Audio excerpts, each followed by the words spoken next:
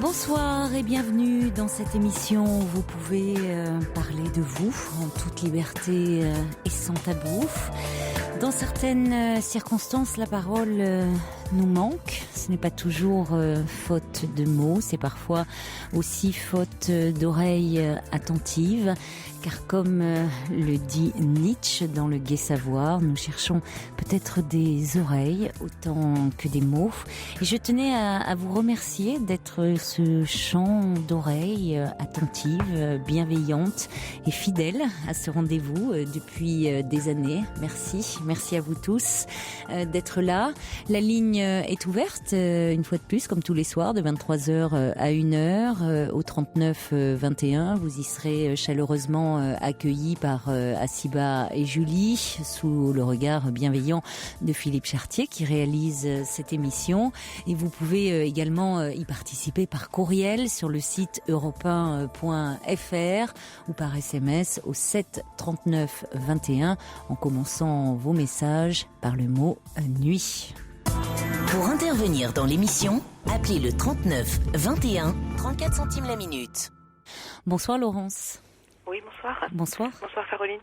Je vous appelais en fait pour avoir un conseil sur une attitude que je pourrais adopter. En fait, alors j'ai expliqué hier soir quand j'ai eu votre collaboratrice au téléphone.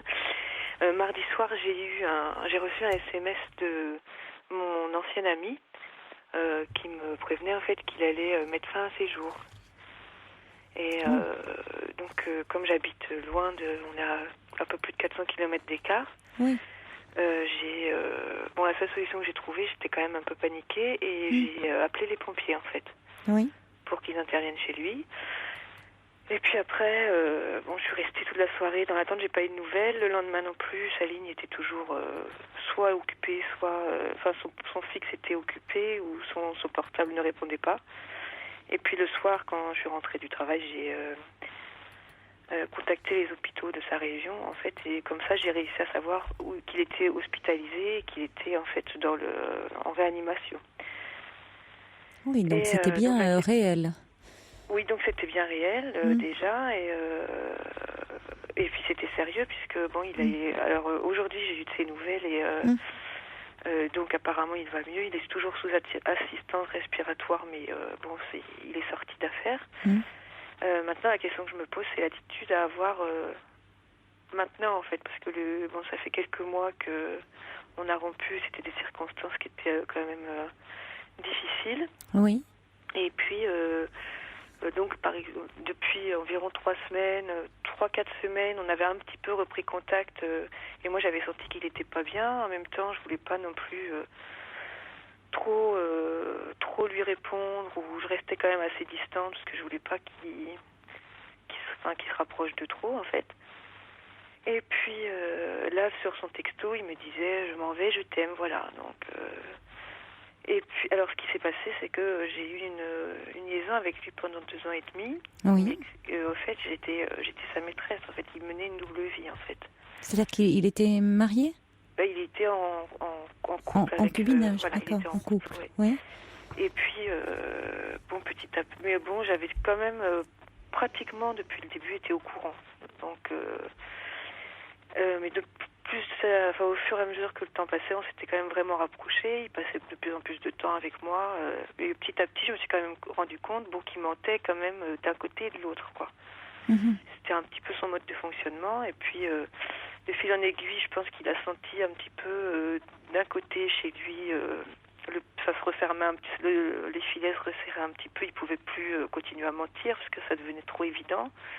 Puis moi, de mon côté, je voyais bien aussi que quand il me disait que tout se réglait de son côté, que ça allait bientôt s'assainir la relation, disons, je voyais bien que c'était pas tout à fait vrai, quoi. Et puis un jour, en fait, il est venu chez moi alors que c'était pas prévu. Donc j'avais mes amis puisqu'il connaissait tout mon cercle d'amis et j'avais senti toute la soirée qu'il était tendu.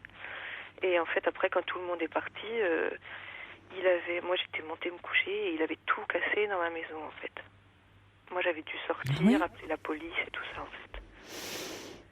Et ça, c'était en février.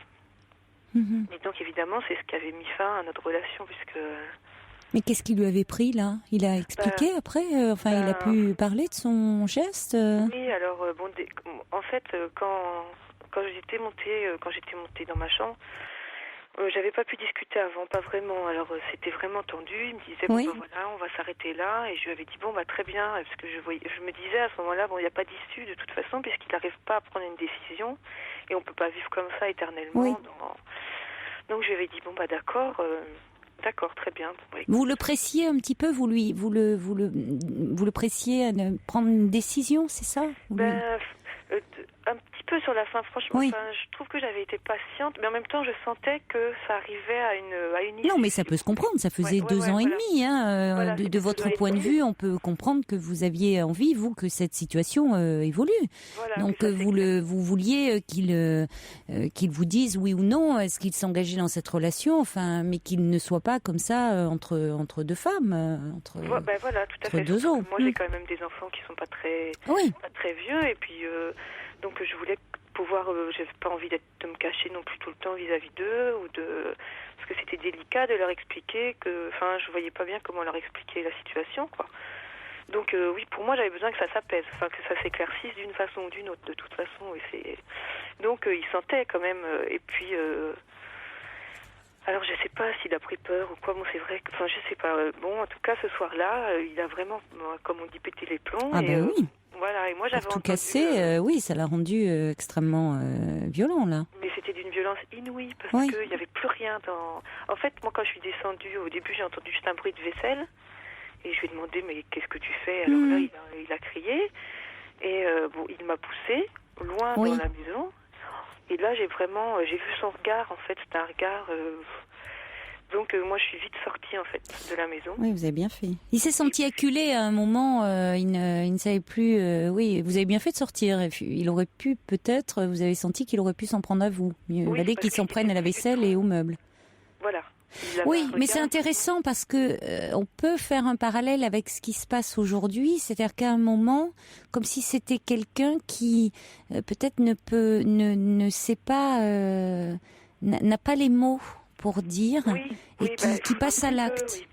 Alors après, sur le coup, donc évidemment, donc après, moi, il y avait la... Oh, pauvre chaton. Donc ça y est, il retourne de dos. Ah bon, ça y est. Ouais, bon. Et donc j'avais... je m'étais réfugiée en fait chez des voisins. Et je leur avais un petit peu expliqué la situation. Et puis donc, ils m'avaient dit, il n'y a qu'une chose à faire, il faut que tu appelles la gendarmerie, parce que qu'est-ce qu'on peut faire d'autre? Alors ils avaient appelé la gendarmerie, puis moi j'avais attendu chez eux. Et quand les gendarmes étaient arrivés, il était là, il n'était pas dans la maison, mais il était tout près, il s'était pas enfui ou quoi que ce soit. Puis il les attendait, et puis... on aurait dit qu'il était comme drogué, parce qu'il était dans un état second, en fait. Et puis, il leur avait dit, comme ça, oui, je vous attendais, je savais que vous alliez venir, mais on a tout cassé, c'est une salle de ménage, il m'avait dit. Sauf que là, quand ils étaient rentrés dans la maison et qu'ils avaient vu l'état, en fait, ils l'avaient même emmené en garde à vue, en fait. Ah oui, alors qu'il ne s'en était pas pris à vous physiquement, mais au vu des dégâts qu'il avait fait dans votre maison, vous avez compris que c'était plus grave que cela, qu'il y avait un véritable problème. Voilà, il s'était pas tellement pressé à venir, et après il m'avait expliqué, les gendarmes, il m'avait dit, on en reçoit plein des appels, puis quand on arrive, il y a quelques assiettes cassées, une grosse dispute, mais il m'avait dit jamais à ce point-là. Ils avaient été choqués par l'étendue des dégâts. Et c'est suite à cela que vous l'avez quitté? C'est-à-dire, alors il est rentré du coup, après le lendemain, moi j'avais été prise en charge par des amis. Oui. Et lui, on s'est arrangé pour ramener sa voiture à la gendarmerie, parce que j'avais peur en fait quand même de... Je comprends. Voilà. Et vos enfants étaient où d'ailleurs? Ils étaient chez leur papa. Oh, heureusement, c'est une chance. Et alors ce qui était étonnant, c'est que dans la maison, vraiment tout était dévasté, mais jusqu'au moindre grille-pain, tout quoi. Oh là là, il a été vraiment presque... Il avait pas du tout touché à la chambre des enfants. Ah oui. Alors ça m'avait quand même étonnée, je dis... dans sa crise de folie, il y avait quand même quelque chose qui était resté intact, oui, il avait préservé ce lieu. Oui, voilà, donc c'était un peu étonnant quand même. Oui, donc il n'était pas... Oui, non, on peut parler de crise de folie, enfin non, il y avait quelque chose qui subsistait. C'était pas... On peut être dans une crise de violence sans être dans la folie, hein. Oui, mais voilà, ouais. Ouais. Donc, bon, après ça, donc il était... le lendemain, j'avais su qu'il était sorti de garde à vue. Et puis...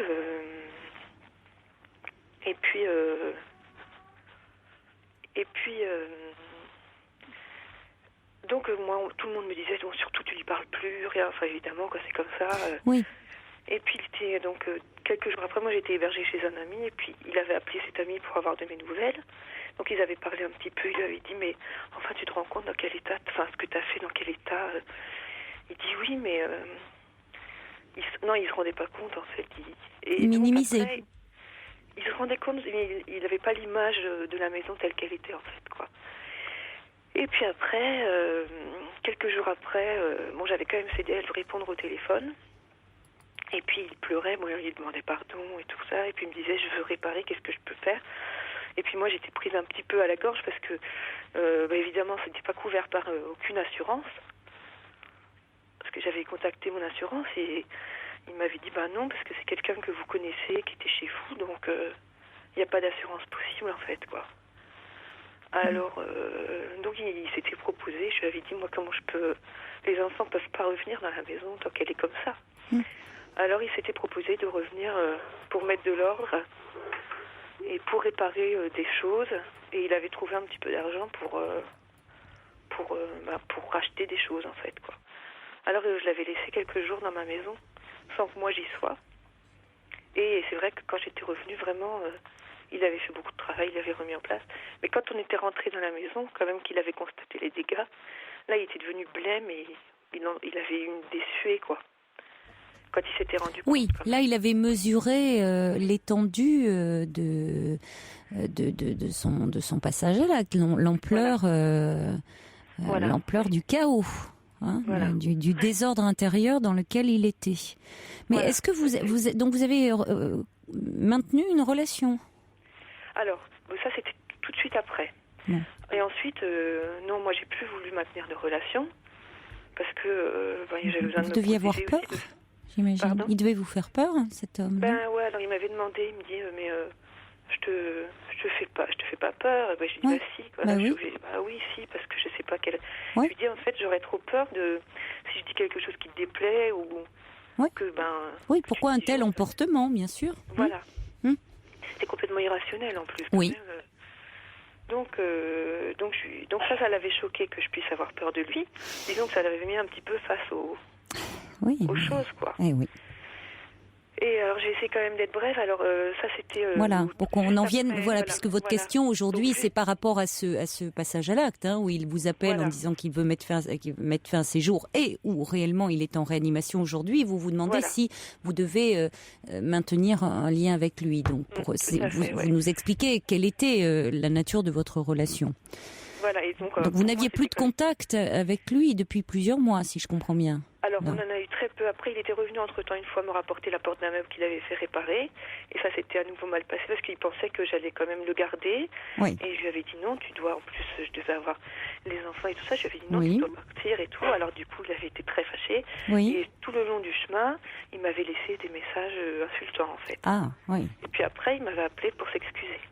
Oui, mais d'accord. je lui ai dit, tu peux pas s'excuser comme ça. Non. Voilà. Non. Et donc là-dessus, un de mes amis m'avait dit, écoute, ça suffit, tu changes de numéro de téléphone.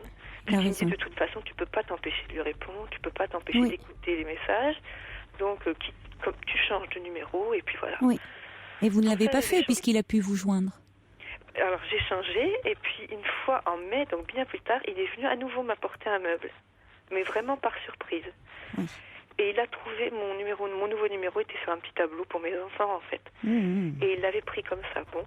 Mais depuis, franchement, il a été... il m'a jamais harcelé, jamais... donc, on s'appelait pratiquement plus. On s'appelait une fois de temps en temps, peut-être. Enfin, encore, il m'appelait une fois de temps en temps. Il était discret. Voilà, très discret. Il n'est plus avec cette autre femme ? Non. Non plus. Non. D'accord. Écoutez, moi, je pense, au vu de ce que vous décrivez, de cette relation passée, du comportement de cet homme, là, vous avez réagi. Écoutez, vous avez été là et vous lui avez très certainement sauvé la vie. Hein. Oui, mais donc, là maintenant, alors. Maintenant, d'autres personnes vont le prendre en charge, Laurence. C'est-à-dire que quand il est en réanimation, on va lui proposer forcément à sa sortie de l'hôpital, il ne va pas sortir sans qu'on lui dise, sans lui proposer une prise en charge. Un suivi psychologique, quelqu'un qui veut mettre fin à ses jours. Ne le laisse pas sortir de l'hôpital sans lui dire qu'il faut qu'il parle de cette souffrance qui l'amène à vouloir mettre fin à sa vie. Bon. Donc là, l'acte était grave. De toute façon, même un acte qui peut paraître plus banal, banal n'est pas le mot d'ailleurs, plus léger, moins grave, plus, vous voyez, non, où la personne ne va pas jusqu'en réanimation, c'est toujours à prendre au sérieux. Ce n'est jamais anodin. Hein. Donc, on propose, en principe, hein, ou alors c'est que vraiment il y a un défaut dans la chaîne de prise en charge, un suivi à la sortie. Bon, après, quel est cet homme? Ça dit que...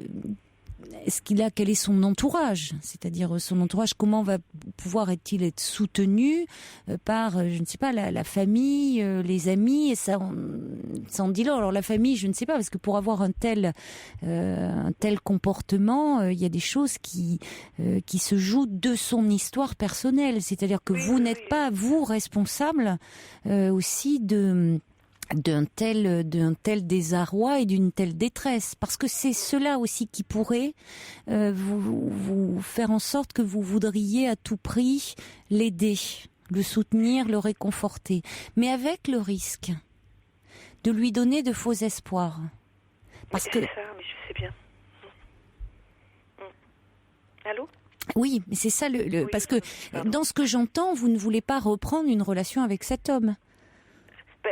C'est-à-dire que en fait, moi depuis ces événements, je me force à être raisonnable parce que même je sais que je suis vraiment attachée à lui, mais la question, d'ailleurs, c'était pas une question puisque je m'étais donné pour moi la réponse. Il n'était pas question que je puisse non plus faire courir à mes enfants le moindre. Parce que je peux pas être sûre des attitudes qu'il peut avoir. Une fois qu'il est passé à l'acte comme ça. Donc pour moi c'était trop risqué pour moi et pour mes enfants, même si j'ai les sentiments que j'avais et que j'ai sans doute encore pour lui, là je me rends compte, sont très très forts quoi. Et là c'est vrai que moi en plus le message qu'il m'a envoyé, si vous voulez, il m'avait déjà fait une ou deux fois des messages que j'avais pas du tout pris au sérieux. Et là, mardi soir, je sais pas pourquoi, le message que j'ai reçu, j'ai dit ça y est. Quoi. Oui, mais je vais vous dire, Laurence, derrière cela, c'est pas neutre de vous contacter vous aussi. C'est en même temps, toi, tu as le pouvoir tu peux faire quelque chose pour moi. Ma vie, en gros, dépend de toi. Mais quelle culpabilité il vous renvoie? Vous vous rendez compte le pouvoir qu'il vous donne aussi? Je peux mourir à cause de toi, vouloir mourir à cause de toi. C'est lourd, hein? Oui, c'est lourd. Oui, c'est lourd. Je me permets de vous dire cela aussi, hein?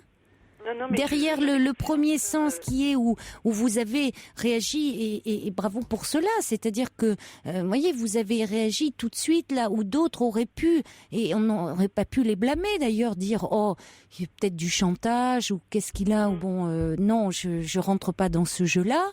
Vous avez alerté les pompiers en vous disant si c'est pas le cas, si c'est du chantage, tant pis, les pompiers se déplaceront pour rien. Mais après tout, je ne laisse pas la situation en l'état. Cet homme a été sauvé. En même temps, dans ce message, il peut y avoir aussi un double sens. Je me permets de vous le dire. C'est quand même je peux aussi vouloir me tuer, et c'est toi, et peut-être à cause de toi. Vous n'êtes en rien responsable de ça. Cet homme a une histoire, a un passé bien avant de vous rencontrer, a des souffrances, a des blessures. Oui. Et puis il est dans un mode de fonctionnement de mensonge depuis des années en fait. Hein. Donc je pense que c'est ça qui l'a amené aussi à un moment à complètement disjoncter. Mais voilà, donc... oui, donc, il est important aussi que vous protégiez et que vous protégiez vos enfants. C'est-à-dire que lui, il a besoin d'être pris en charge et peut-être que là, cette souffrance, ce passé lourd dont il n'a pas pu parler jusqu'à présent, semble-t-il. Il n'a pas fait de psychothérapie. C'est pas possible, mais on peut jamais aller plus loin. Si vous non, voulez, mais en thérapie, je veux dire, pas avec vous. Oui, en thérapie. Non, alors suite aux événements qu'il avait fait, quand il avait cassé la maison, il avait fait une séance chez un... Oui, oui, mais il aurait mieux fait de continuer, hein. Mais c'est tout, oui. Oui. Mais si jamais il vous rappelle, vous pouvez prendre de ses nouvelles. Rien ne vous empêche de... Parce qu'en fait, voilà, j'ai alerté en fait sa première épouse, qu'il avait eu une première épouse avec qui il était resté très longtemps et avec qui il est encore en bon terme. Et donc hier soir... je me suis permis de la contacter. En fait, elle n'avait pas été au courant. Elle n'était pas au courant. Donc il a des grands-fils avec... donc ses fils non plus n'étaient pas au courant. Et je pensais que c'était important aussi pour lui que ses enfants soient auprès de lui. Son fils aîné a plus de 20 ans, en fait. Et donc aujourd'hui, elle m'a recontactée. C'est par elle que j'ai su qu'aujourd'hui, il était sorti d'affaires, en fait. Alors peut-être pour éviter un contact direct, téléphonique, si vous voulez, pour ne pas paraître aussi inhumaine, je dirais, hein, c'est-à-dire il vous appelle, mais je vous dis, c'est à double sens aussi, hein, de vous appeler vous. C'est vous charger, c'est lourd, hein. Mais vous pouvez aussi lui mettre un petit mot, en lui disant que vous pensez à lui, qu'il est important maintenant qu'il prenne vraiment soin de lui, et qu'il se fasse aider, et qu'il aille parler de son mal-être, de sa souffrance à quelqu'un. Oui, pour passer le relais, le relais, Laurence. Parce que, alors j'entends bien que cet homme, vous y êtes encore profondément attaché. Mais je pense qu'en l'état actuel des choses, votre relation, elle pourrait pas, elle est menacée parce que cet homme est extrêmement fragile. Il est très impulsif. On voit bien, il n'arrive pas à dire. Les exemples que vous donnez sont criants. Il n'arrive pas à dire. Il agit. Il est dans le passage à l'acte. Donc, il y a risque pour vous, pour les enfants, pour lui-même, évidemment. Donc, cette relation, elle n'est pas viable pour le moment. Vous verrez bien, il peut tout à fait, en acceptant, s'il accepte d'être aidé, et donc bien sûr évoluer. Hein, c'est ce qui va peut-être lui permettre, cette détresse si profonde qu'il a exprimée là, pouvoir en parler et donc comprendre ce qui l'a conduit à ce geste extrême. Mais là, en l'occurrence, il est important que vous passiez le relais pour que ça ne soit pas un prétexte pour lui de revenir vers vous, où il ne vous mette pas dans la position du sauveur, à tous les sens du terme. Oui, hein. Ça serait malsain, oui, c'est sûr. Ça ne l'aiderait pas, et pour vous, ça vous mettrait dans une situation infernale. Oui, moi, c'est ce que je voulais vous dire. Soit me faire du mal à moi, soit à lui, quoi. En tout cas, ça ne vous ferait pas avancer. Voilà. Oui. D'accord. Voilà. Donc là, pour l'instant, je fais profil. Vous avez fait ce qui est énorme. Oui, vous pouvez le faire et de façon un peu à distance, un petit mot. Peut-être. Vous voyez, c'est une façon de ne pas l'avoir au téléphone. Et c'est une façon quand même de vous manifester, mettre un petit mot. Mais en disant qu'il est important que vous pensez à lui, que vous souhaitez qu'il aille mieux et qu'il aille parler de cette si grande souffrance à quelqu'un. C'est une façon de dire il faut vraiment qu'il se fasse aider. Oui. Et que vous ne pouvez pas le faire. Non, je pense pas. Voilà. D'accord. Bon, mais vous avez déjà fait beaucoup, hein. Ouais. Oui, oui. Bon courage. Oui, merci beaucoup. Bon courage, Laurence. Merci. Au revoir. Bonsoir, au revoir. Pour dialoguer avec Caroline Dublanche, envoyez nuit suivi de votre message par SMS au 7 39 21. 50 centimes plus coût d'un SMS. Bonsoir Michel. Bonsoir Caroline. Bonsoir. Merci d'avoir pris mon appel. Mais je vous en prie. J'ai le cœur qui bat un peu trop là. C'est bon signe, c'est bon signe. Très, très émue de vous entendre. Mais ça va bien se passer, rassurez-vous. Alors, mon problème à moi, parce que j'entends bien depuis 10 ans vos interlocuteurs qui parlent des problèmes, et pour moi, bon, c'est peut-être pas vraiment un problème, mais pour moi, c'en est un. Oui. Je perds la vue depuis le mois d'août. Ah oui. J'ai été malvoyante depuis 10 ans. C'est là que j'ai connu votre émission. Oui. Et là, depuis le mois d'août, j'ai une cataracte qui n'est pas opérable, et ma rétine est partie. Ah, oui. Donc, je me sens isolée parce que je peux plus garder mon petit-fils, pardon. Oui. Je ne peux plus sortir seule. Et puis voilà, je me sens vraiment diminuée et je risque d'être... Si je me fais opérer, mais malheureusement c'était un essai, parce que j'ai des glaucomes, donc je risque d'être aveugle si la tension est basse. Et si je ne me fais pas opérer, je risque également d'être aveugle. Oui, alors quelle est l'alternative qu'on vous propose? Parce que rien, justement. C'est ça, c'est-à-dire que quelle est la possibilité, le choix qu'on vous laisse? Parce que entre l'intervention où il y a un risque et si vous ne faites rien, ça va évoluer vers aussi une perte totale de vision. Alors, est-ce que le médecin, l'ophtalmologue, vous dit quand même qu'il faut prendre le risque d'une intervention, quitte à ce qu'il y a peut-être une chance qu'on vous sauve, qu'on garde un peu de votre vision? Il m'a dit, c'est à vous de choisir. Oui. Voilà, c'est... Mais est-ce que bien sûr, ça c'est vrai qu'il ne peut pas prendre de décision pour vous. Non, c'est exact. Mais après, on donne c'est difficile, on donne toujours un pourcentage de risque. Dire il y a tant de chances alors on peut dire de succès ou tant de risques d'échec au contraire. Il évalue à peu près.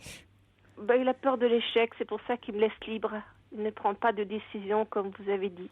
Et il ne vous donne pas à peu près je sais pas, il y a 60% de risque non, rien du tout. Non, rien du tout.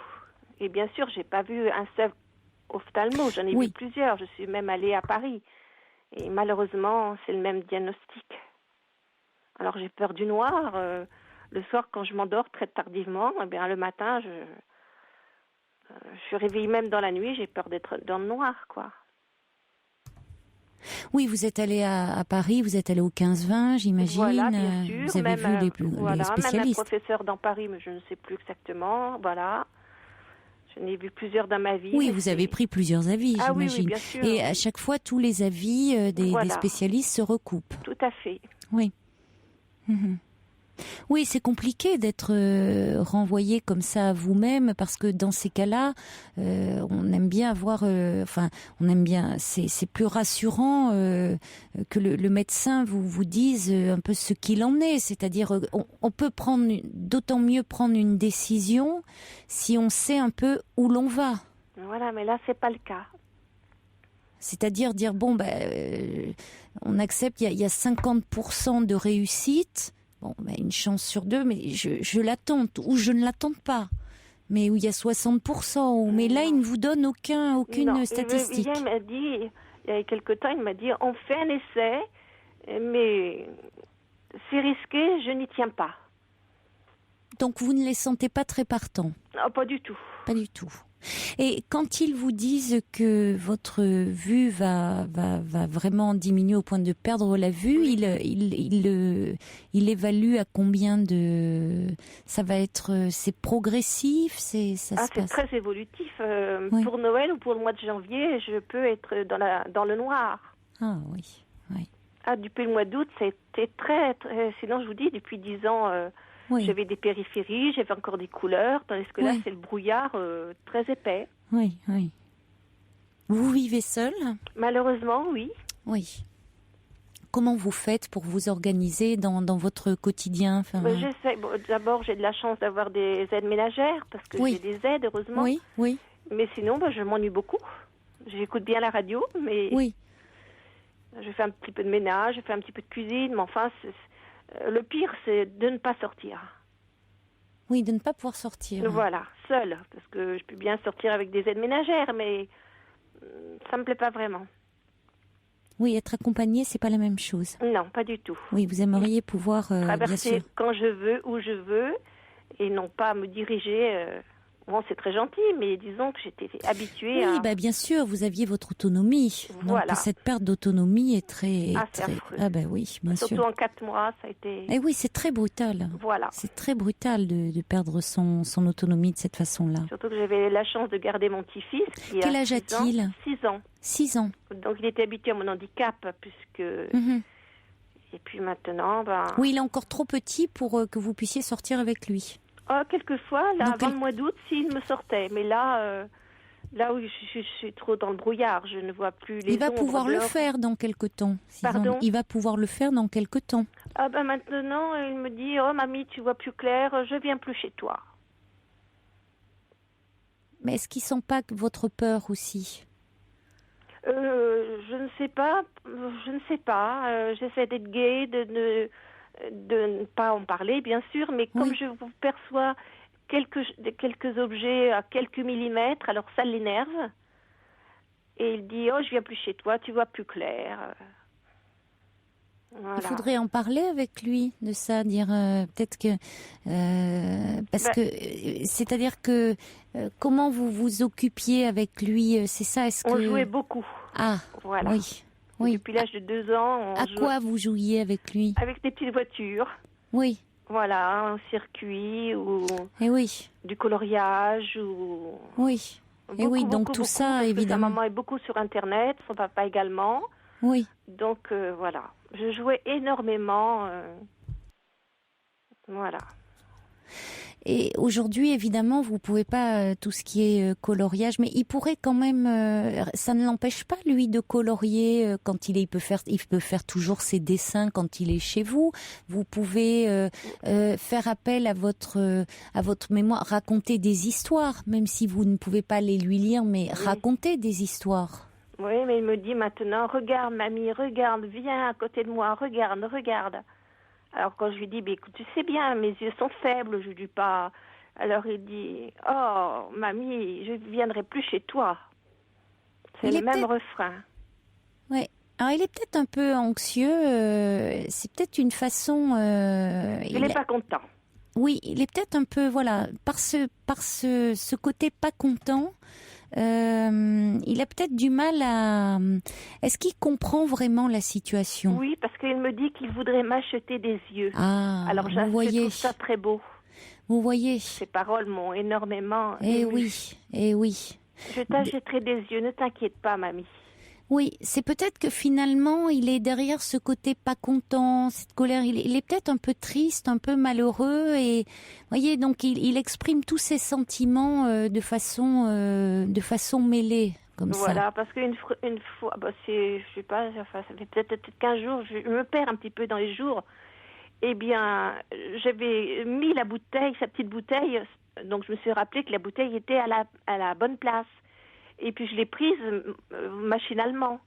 Et il me dit, ah mamie, tu vois? Je n'ai rien dit, je lui ai dit oui. Mais c'est que la bouteille, je l'avais mise au préalable avant qu'il arrive.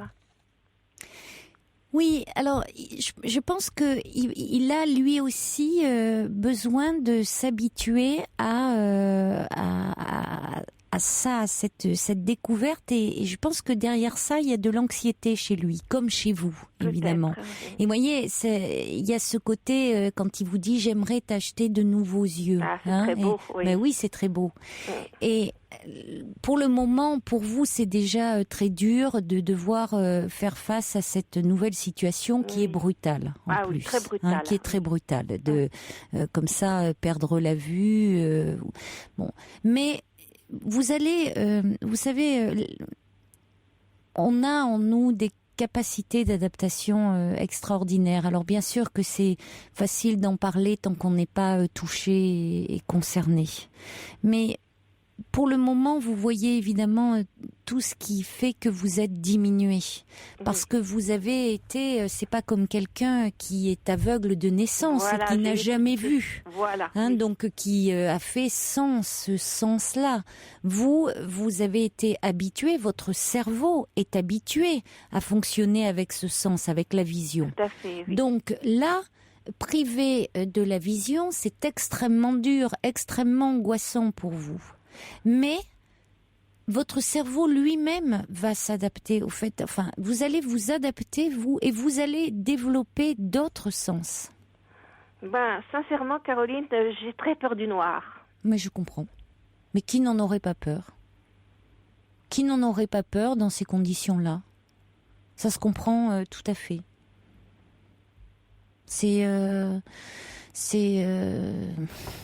Je crois que tout le monde réagirait de la même façon, Michel. Donc le noir, je ne pense pas pouvoir, mettons, faire ma vaisselle, ça doit être très angoissant. Oui. Ça sera pas, ça va pas venir. C'est tout. Vous allez aussi compenser avec d'autres choses telles que le toucher. C'est ce que vous pourrez dire aussi à votre petit, à votre petit-fils, parce que. Tu vois, c'est mes mains qui regardent. Oui, que vous aurez exact. C'est une très jolie façon de lui dire que vous regardez avec vos mains. Oui, mais ça ne lui peut pas. Que vous pourrez le toucher avec vos mains, que vous aurez des yeux aussi au bout des doigts. Voilà. Que vous aurez une sensibilité comme ça très très forte au bout de vos doigts. Oui, mais pour l'instant. Maintenant, mais parce que pour l'instant, il vous sent très triste aussi. Ah oui, parce que et c'est normal que vous le soyez. J'ai des larmes aux yeux. J'ai dit non, c'est que je suis enrhumée. Mais oui, mais il s'en rend bien compte, votre petit-fils. Vous savez, les petits-enfants se rendent compte parce que lui, il vous voit. Il vous regarde. Et il vous regarde avec beaucoup d'amour. Donc, il se rend compte. Vous, ça serait important aussi que vous ne soyez pas dans l'isolement. Parce que ça, l'isolement, déjà, outre le fait que ce que vous vivez est dur physiquement et psychologiquement, tout à fait, et l'isolement aussi vous mine. Ah oui.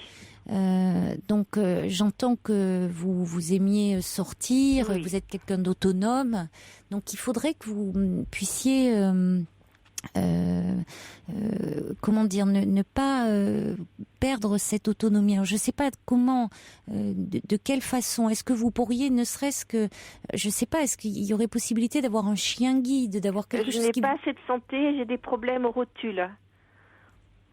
Mais quand vous sortiez auparavant, comment ça se passait ? Ça n'est pas trop mal. Malgré ces problèmes aux rotules, vous pouviez sortir ? Oui, je veux, mais là, c'est les escaliers que je ne peux plus descendre. Donc, j'ai fait venir quelqu'un des HLM aujourd'hui pour changer d'appartement. Ah oui, ça c'est déjà, une priorité, oui. Voilà, bon, pour l'instant, il n'y a rien du tout. Ça c'est une priorité, déjà que vous ayez un appartement qui soit plus adapté. Voilà, tout à fait. Donc j'ai fait le nécessaire aujourd'hui, mais malheureusement... Oui. Il y a des réactions qui arrivent pour vous au 3921 et je vous propose qu'on les accueille. Bien sûr. Bonsoir Odile. Oui, bonsoir. Bonsoir. Odile, alors, j'ai le même problème de vision. J'ai démarré sur une myopie de au moins 30 à droite, à gauche. J'ai eu une perte de vision. Je n'ai pas compris ce que c'était. J'ai été suivie par des médecins qui, ma foi, n'ont pas attaché beaucoup d'importance. Le temps a passé. J'ai pensé à une cataracte. J'avais une tache noire centrale. Par moment, j'y voyais très bien. Par moment, j'y voyais plus. J'ai été opérée donc de la cataracte. Je suis rentrée avec une correction de 8 dixièmes. Je suis sortie avec +1. Il s'est trouvé que, en fait, c'était pas une cataracte, mais une dégénérescence de la macula. Je ne sais pas si la personne qui parlait, c'est le même cas. Non, moi, c'est la rétine. Oui, la macula, c'est la rétine. Ah, je crois que c'était pas tout à fait pareil. La macula, c'est la rétine, je peux vous assurer. Ah, je ne savais pas. Je suis suivie depuis des années maintenant. Je passe des contrôles tous les 3 mois, donc je suis tout à fait au courant de ce que je risque, de ce qui peut se passer. Mais bon, je peux pas dire avoir été du tout entourée, réconfortée par l'entourage. Moi non plus. Pas du tout, hein. Moi non plus. C'est Pas ça le vrai problème. Seulement, au bout de beaucoup de larmes, je me suis dit que pour m'en sortir, il fallait que je me batte. Oui, mais comment? C'est ça le problème, oui. Ben voilà, comment j'ai commencé par voir des orthoptistes. Ouais. Et prenant contact avec des orthoptistes, j'en ai fait plusieurs, mais il y a aussi d'autres qualifications que je peux vous diriger si on reste en relation. Parce que là, j'ai le nom qui m'échappe, qui s'occupe aussi d'aider les personnes dans la difficulté pour les malvoyants ou les déficients visuels. Vous, Odile, vous êtes atteinte de DMLA, de dégénérescence maculaire? On pourrait dire ça. Parce qu'il y a une association qui s'occupe... Tout à fait. Oui. Étant donné que toute myopie qui dégénère a les mêmes symptômes et la même destruction qu'une DMLA. D'accord. Voilà. Oui. Seulement, donc je suis sortie avec de l'opération avec une acuité visuelle de 1, alors que j'avais une correction de +8. Le chemin a été très très dur parce que pas entouré, mais je me suis dit il faut que tu t'en sortes, il faut que tu te battes. Donc j'ai commencé, je suis musicienne en plus, pianiste de métier. Donc je me suis mis tout doucement à fermer l'œil qui était pas malade et à travailler avec l'œil qui était malade. Seulement, j'ai eu beaucoup de difficultés parce que je ne savais pas ce qu'était un orthoptiste. La DMLA... Alors, ce qui s'occupe... Alors, c'est justement... Vous pouvez nous dire qu'est-ce que c'est qu'un orthoptiste? Parce que... Un orthoptiste, c'est quelqu'un qui soigne, qui apporte un réconfort dans les problèmes, entre autres, de dégénérescence maculaire. Et qui fait de la rééducation, c'est ça un peu de l'œil aussi comme... Oui. Ouais. C'est-à-dire que dans le champ central, vous n'y voyez plus, on est bien d'accord? Oui. Mais dans la périphérie, vous y voyez. Eh ben, plus maintenant, moi, justement. Oui, il y a différents... Voilà, c'est ça. Il faut...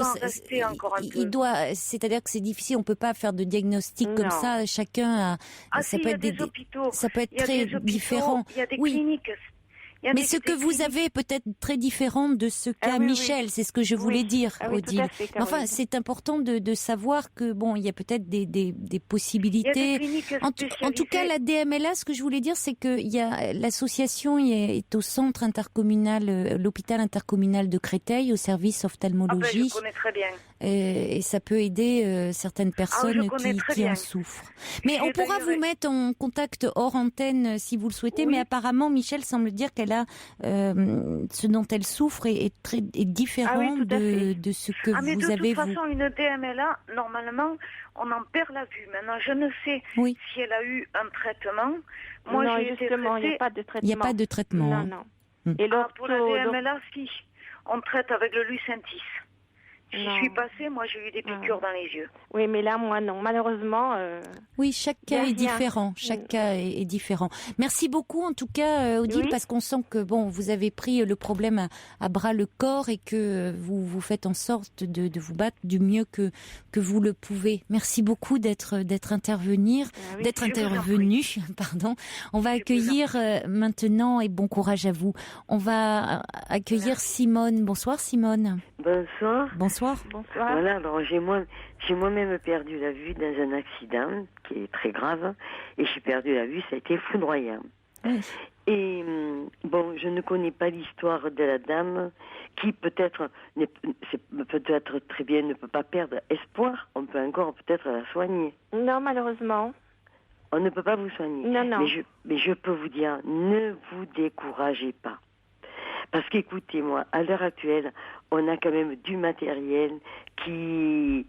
Écoutez, on a un ordinateur, je vous donne un exemple, qui n'est pas... Je vous donne un exemple, on a un ordinateur, à cet ordinateur, qui est un ordinateur tout à fait normal comme tout le monde.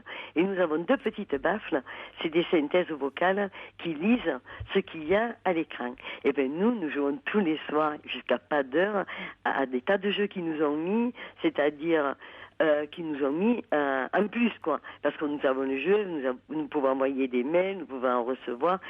Et j'ai été aveugle à 30 ans. J'ai rencontré un compagnon, j'ai été en rééducation, j'ai rencontré un compagnon comme moi. Nous avons élevé 2 enfants tout seuls. Nous avons élevé 2 enfants qui n'a pas été facile. Et maintenant, elles ont eux-mêmes des enfants. Nous nous retrouvons tous les deux. Et je marche beaucoup, je fais du tandem. Oui. On arrive à vivre. Vous aviez quel âge quand cet accident est arrivé, Simone? 32 ans. C'est mon mari qui m'a tiré une balle dans la tête. Un divorce qui s'est mal terminé. Ouf. Alors, plus foudroyant que ça n'existe pas. J'ai fait 3 mois d'hôpital, je voulais mourir en sortant, et puis c'est là que du monde est arrivé, m'a fait marcher. Écoutez, dernièrement, en 2008, j'ai fait 5 km de BLVS, avec l'entraînement bien sûr. Ensuite, j'ai fait 5 km, toujours en 2008, j'ai fait 5 km à Millau. Ensuite, en 2010, j'ai fait 5 km à BLVS encore, et j'ai fait 24 heures non-stop de marche. Ça nous a fait 128 km de marche avec un groupe, quoi. C'était vraiment joyeux à faire. Et j'étais seule non-voyante, toute seule. Quand on sent le soleil qu'il y a dans votre voix, enfin, oui, on l'entend au-delà de l'accent. Enfin, on sent qu'il y a du bonheur, il y a du bien-être dans votre voix. Vous êtes une miraculée. Il n'y a pas d'autre mot. C'est ce qu'ils m'ont dit à Montpellier. Vous avez été de Montpellier. Et ensuite, ça c'était en juin. Et ensuite, en septembre, j'ai trouvé une collègue qui m'a fait faire le Ventoux. Et j'avais 60 ans. Parce que j'ai travaillé jusqu'à l'âge de 59 ans. Oui. Là, j'ai été à la retraite. Oui. Et après, j'ai bien regretté d'ailleurs de ne pas avoir fait avant. Et après, depuis, on fait des loisirs. Avec des copines, on joue beaucoup. On s'échange les jeux. On se dit comment on peut faire pour s'en sortir. Nous avons des moments de découragement, c'est certain. Oui. Alors, on se le dit, on se le raconte. Et alors, votre compagnon actuel, vous l'avez rencontré justement quand vous étiez en rééducation pour vos yeux? Oui, c'est ça, à Marly-le-Roi. Oui, oui, en effet, dans les Yvelines. Voilà. Oui. Et franchement, nous avons pu faire beaucoup de choses. Oui, on entend. Puisque nous avions 32 ans à cette époque-là. Oui. J'avais un enfant de 11 ans et l'autre de 9 ans. Oui. Et nous les avons éduqués. Et pas facile. Pas facile, parce que c'était l'époque de la première drogue, si vous voulez, qui sniffait. Il fallait faire attention à tout. Et on était 2 non-voyants. Parce que moi, on m'a mis 2 prothèses. Mais mes yeux, je ne les avais pas. J'ai eu 2 prothèses. On s'est occupé vraiment de mes 2 filles. Et voilà. Aujourd'hui, écoutez, je vais vous dire ma journée. J'ai fait 20 km ce matin avec une copine qu'on s'est dit, viens, allez, on part, on va faire ça en temps record. Après-midi, on est allé à Huchot, qui est après Nîmes, pour mon ordinateur, parce j'arrivais pas à me reconnecter sur les jeux. J'y suis allée pour qu'elle m'explique, on s'est reconnecté sur les jeux. Oui, enfin, vous êtes beaucoup plus actif que beaucoup de voyants, j'ai envie de dire. Et en fin de soirée, nous sommes allés manger au Provençal, et qui sont très gentils avec nous, et nous sommes rentrés à 9h30. Oui. Mon compagnon me dit, mets-moi le jeu. Je lui ai mis le jeu, et il est alors écoutez, et pendant qu'il jouait au jeu, je me suis mis sur le vélo, et j'ai fait un peu de vélo. C'est incroyable, c'est dommage, Michel, que vous ne soyez pas dans la même région que Simone. Parce que moi, je suis vraiment seule, j'ai pas d'amis, et j'ai pas d'amis. Les amis peuvent venir à vous, parce que je n'en avais pas.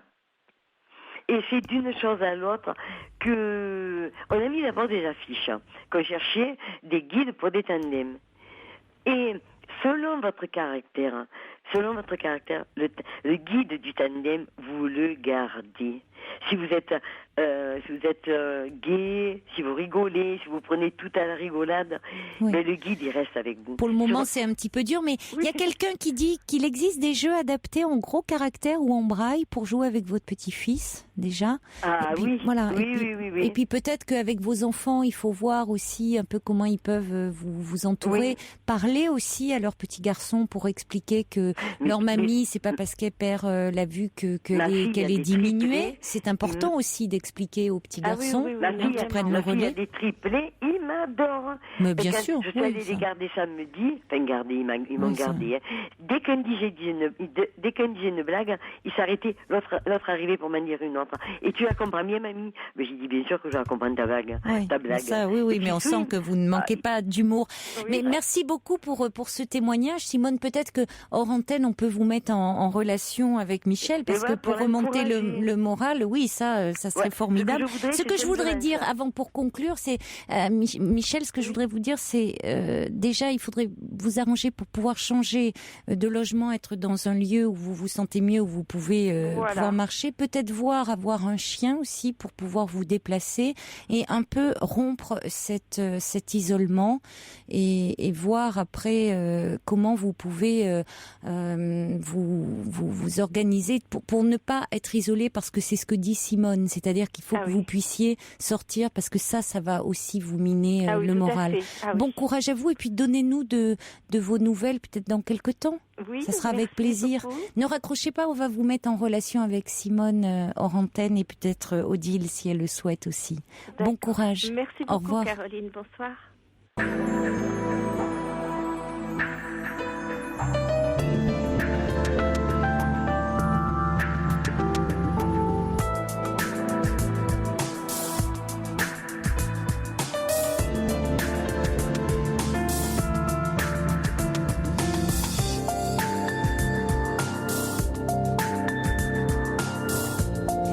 Bienvenue à vous si vous nous rejoignez maintenant sur Europe 1. Cette émission est la vôtre. Vous pouvez y aborder tous les sujets qui vous tiennent à cœur en appelant le 39 21 et me poser également toutes les questions qui vous préoccupent. Vous pouvez également réagir aux propos que vous entendez à l'antenne par courriel sur le site europe1.fr ou par SMS au 7 39 21 en commençant vos messages par le mot nuit.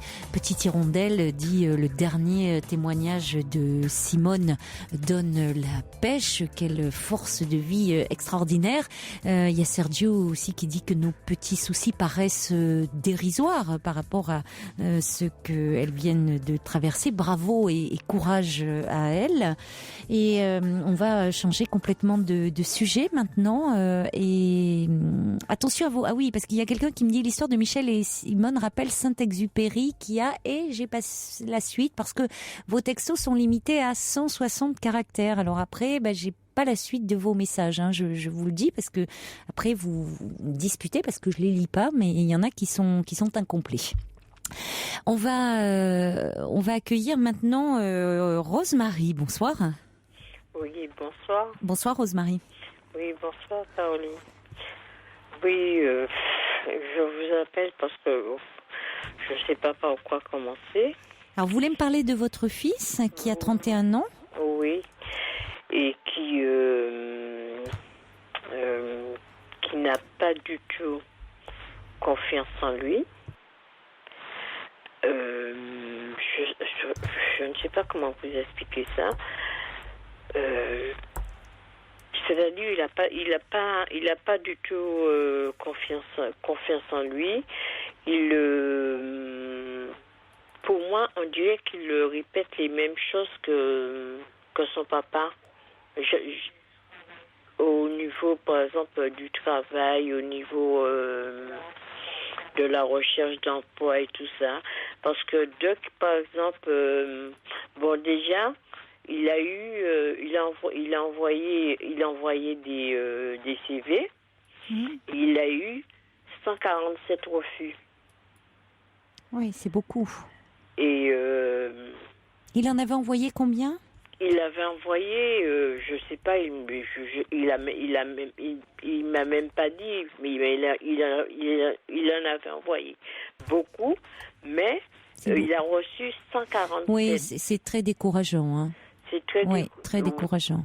Qu'est-ce qu'il cherche, dans quel domaine ? Il aime bien travailler dans la vente. Oui. Par exemple, il a travaillé dans les, comment je vais dire, la téléphonie, savez, les grandes surfaces et tout ça. Il a travaillé aussi, il a fait plein de petits boulots, il a travaillé dans... Et pourtant, on penserait à première vue, mais bon, moi je peux me tromper, hein, que c'est un domaine où on recherche, où il y a une demande, parce qu'aujourd'hui, qui n'a pas son téléphone portable oui, mais le problème qui se pose, c'est que, par exemple, maintenant, oui.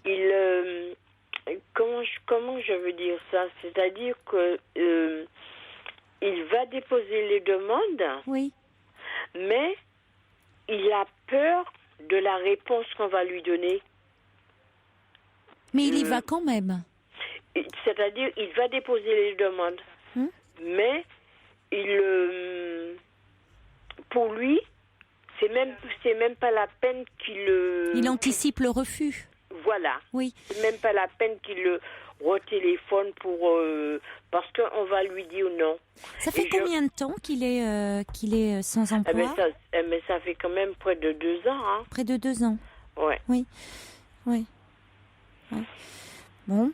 Et alors là, il va déposer des CV, c'est ça? Il fait des candidatures spontanées, j'imagine. Il va déposer des CV partout. Il va déposer des CV à Roissy. Je suis même allée avec lui plusieurs fois. Je l'ai même inscrit dans une boîte d'intérim et tout ça. Bon, mais à chaque fois, il a appelé 1 fois, 2 fois, on l'a refusé. Eh ben, il appelle plus parce qu'il me dit ça sert à rien, je sers à rien. Et moi, je me rappelle que son père, il était comme ça. C'est-à-dire comme ça, il se décourageait vite. Il se décourageait très vite. Oui. Parce que bon, maintenant je suis séparée, j'ai divorcé de lui. Oui. Et je me rappelle qu'il faisait que mon fils, il a fait tout, il a tout de son père, selon de son père, quoi. Il se décourage vite, il n'a pas confiance en lui. Est-ce que c'est parce que quand j'ai divorcé, il avait 13 ans? Et puis, il y a eu beaucoup de problèmes, beaucoup de... Je sais pas. Vraiment, je sais pas quoi faire pour lui. Je sais pas comment... Il vit avec vous, votre fils? Oui, il vit avec moi. Oui. Et il vous paraît un peu, du coup, déprimé actuellement du fait de cette situation? Il vous en parle? Enfin, il m'en parle. Et que c'est hier ou avant-hier, avant de vous appeler, je lui ai dit, j'ai dit, Fabrice, on dirait que tu reproduis le même problème que ton papa. Parce que si je ne l'avais pas emmené pour trouver un travail, si je n'avais pas poussé, si je n'avais pas... il se décourageait comme toi. Oui. Oui, oui. Et il m'a dit, oui, tu fais bien de me le dire, parce que je ne veux pas reproduire ça. Oui. Mais comment faire, puisque partout où je me présente, on me dit qu'on va m'appeler et après, je reçois un courrier de refus. Oui, alors, bon, il faut resituer un petit peu les choses aussi dans le contexte économique actuel, hein, quand même. C'est-à-dire que au-delà de votre histoire, de son histoire personnelle, de son histoire familiale, il faut aussi quand même situer le contexte actuel, la crise qui fait que malheureusement, il n'est pas le seul à galérer pour trouver un emploi. Donc déjà, il faut aussi qu'il ait conscience de ça, c'est-à-dire qu'il ne se dise pas je suis nul, je ne trouve pas d'emploi parce que les employeurs considèrent que je n'ai pas de compétences, je ne vaux rien. Bon, il faut quand même lui rappeler aussi le contexte économique actuel. Bon. Oui, mais ça, il le sait. Bon, parce qu'il y a la psychologie d'un côté. Hein, c'est une chose. Et puis il y a aussi quand même le contexte social et économique.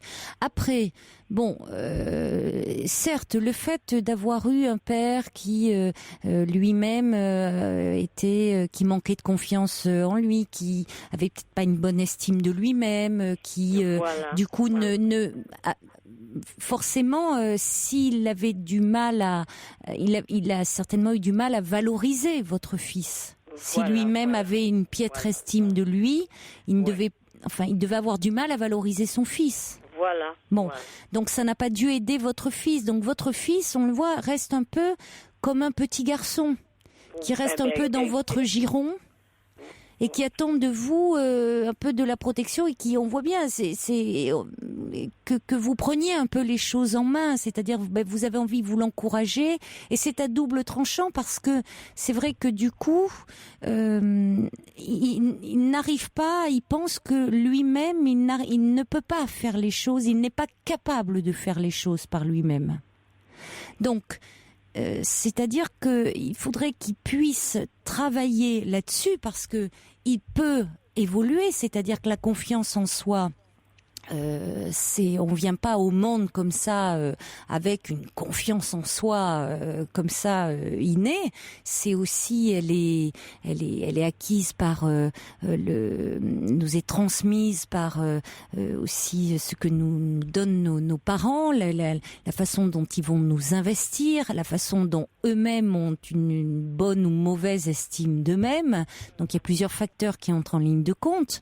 Mais pour autant, même si on n'en a pas suffisamment, on peut travailler dessus. C'est pas une fatalité.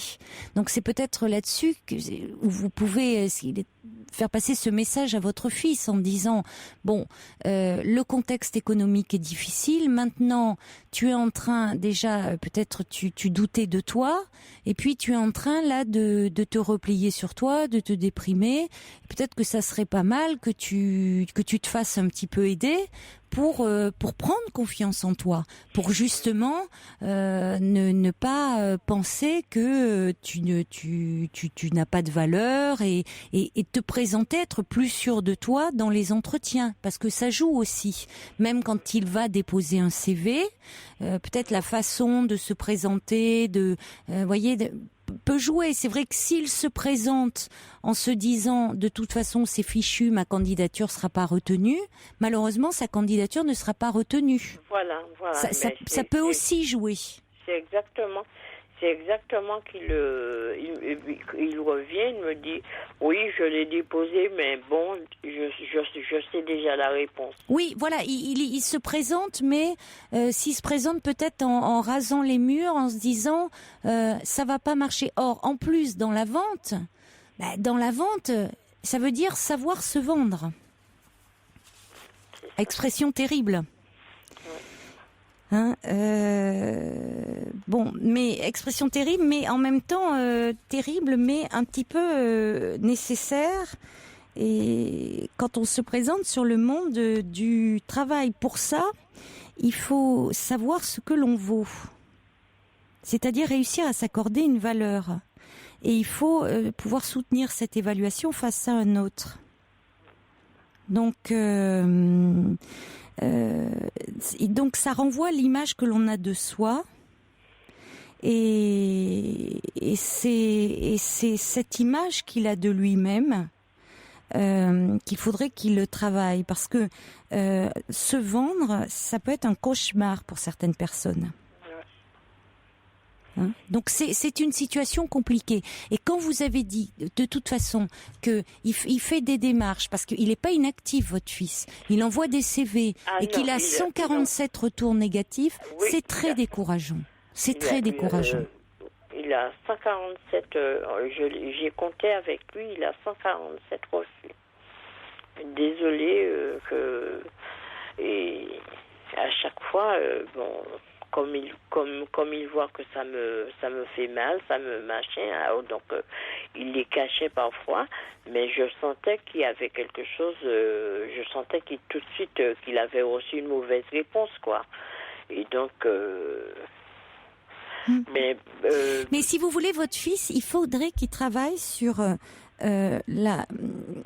l'image qu'il a de lui-même, et puis les rapports qu'il a avec les autres.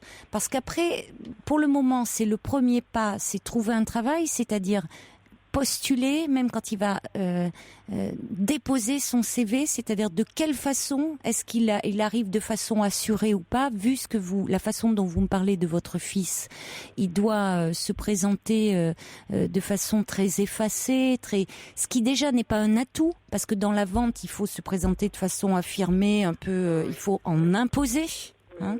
Déjà, bon, il faut convaincre. Bon, donc il faut déjà que lui-même convainque, dire embauchez-moi, et puis dans l'entretien qu'il aura de recrutement. Et ça, vous pouvez dire que ça serait important qu'il se fasse aider, qu'il travaille un peu sur l'image qu'il a de lui, et qu'il voit quelqu'un pour en parler, qu'il voit un thérapeute. C'est sûr que je lui ai déjà. Donc je lui ai dit que j'allais vous appeler, et puis parce que je vous écoute très souvent, et je peux vous dire que vous m'avez beaucoup aidé. Bon, je ne vais pas reprendre mes histoires, mais vous m'avez beaucoup aidé dans beaucoup de choses, et donc je lui ai dit que je vais vous appeler pour vous demander qu'est-ce que vous en pensez. Est-ce qu'il doit avoir un thérapeute, ou pour voir si vraiment il peut... Oui, je pense déjà travailler sur cette image de lui-même. Là, ça peut même être, alors pour le coup, en thérapie comportementale, hein, un peu. Voyez, dans un cadre un peu, très précis, très ciblé, hein. Voyez, quelque chose, un peu un thérapeute comportemental qui peut le soutenir dans cette situation très précise. Puis là, je reçois un message du subversif qui dit aussi le refus de la lettre de motivation, puisqu'il y a des lettres qu'il a envoyées où il ne s'est pas présenté, ne tient pas toujours compte de la présentation du candidat, mais il y a d'autres éléments qui peuvent être supervisés. C'est-à-dire qu'il faudrait peut-être qu'il voit à ce moment-là avec quelqu'un, alors je sais pas, quelqu'un dans votre entourage ou avec des gens de Pôle emploi, voir... Le fois, il est resté 3 heures. Il est resté 3 heures à Pôle emploi. Pour voir comment elle est faite, sa lettre, parce que ça compte, hein, la lettre et le CV. Là, je peux vous assurer que la personne qui lui a fait le dernier CV l'a très bien fait. D'accord. Bon, ça c'est un atout alors. Non, c'est très bien fait. Et tout, il avait oublié de noter qu'il avait son permis de conduire. Non. Donc, enfin, tous les petits boulots qu'il a fait, tout a été... oui, tout a été mis en avant. Ça a été bon. Oui, alors ça, c'est important. Ça ne passe pas. Alors, il y a quelqu'un qui dit, est-ce qu'il est qualifié? Parce qu'en vente, il faut connaître aussi les techniques de vente, et une formation le désinhiberait. Eh bien, écoutez, il a déjà travaillé quand même. Bon, je ne sais pas si je dois citer... Non, vous ne citez pas les organismes. Non, il a déjà travaillé dans de grandes surfaces pour vendre des ordinateurs, des télévisions et tout ça. Il a déjà travaillé dans une grande pâtisserie à Paris. Oui. Oui, donc il a de l'expérience. Oui, il a de l'expérience. Et puis c'est quelqu'un qui a toujours un livre à la main. Il parle très bien. Oui. Il s'exprime très bien. Donc il faut lui rappeler ça. Ça, c'est important aussi de lui dire. Oui, mais même si je lui dis, mais il me dit, mais maman, maman, tu as la preuve.